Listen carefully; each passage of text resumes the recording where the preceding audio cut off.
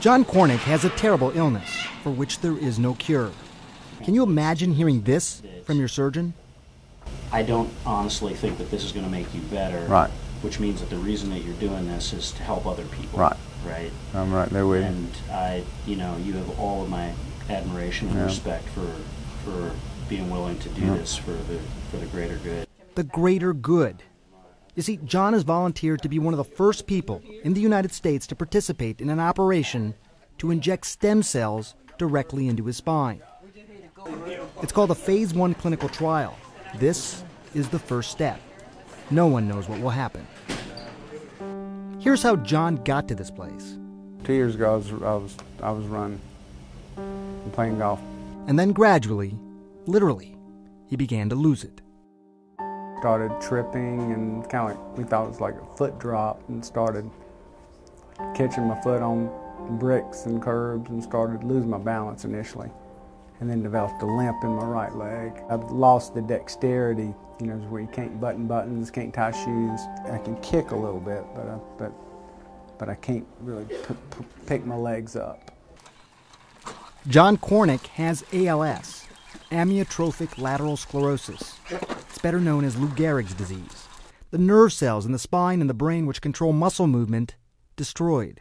And when the brain can no longer tell muscles to move, those muscles wither away. Eventually the diaphragm as well, which pulls and pushes air into the lungs. Think about that. The brain is fine, but you simply cannot breathe. John knows there is no cure for ALS, and so does his wife and his 2 daughters. My first thoughts were, I hated for my girls to see me go through this.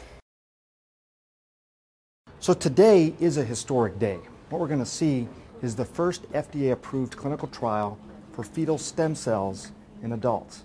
It's remarkable, obviously a lot of issues here. Dr. Eva Feldman developed the trial. When we inject stem cells in the spinal cord, the stem cells surround those large nerve cells and allow those nerve cells to actually become less diseased. In fact, the nerve cells begin to look healthy.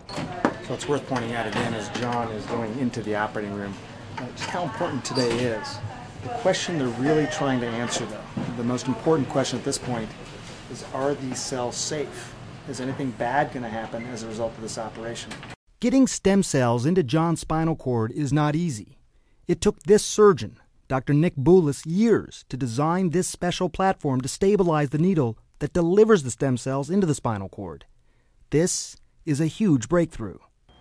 One thing that's critical, in my opinion, is that the injection be done in a very slow and controlled fashion.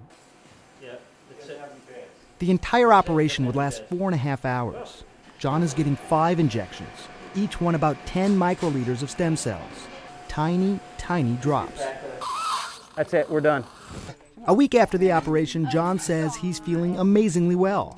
Psychologically, just knowing you have these stem cells now in your body, in your spinal cord, how about that mentally? How you feeling? I don't know what to expect. I don't feel like there's anything going on in my body that's, transforming anything.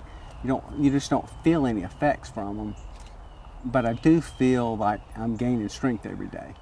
If I get to the point that I can physically take my shirt off myself, I'm fighting for those little battles, to win those little battles psychologically. And the more of those I win, the better I'm going to feel about it, and I'm going to say, these daggone things are working. whether or not it's just my mind over defeating the disease for one day, or whether or not it's the stem cells working some magic.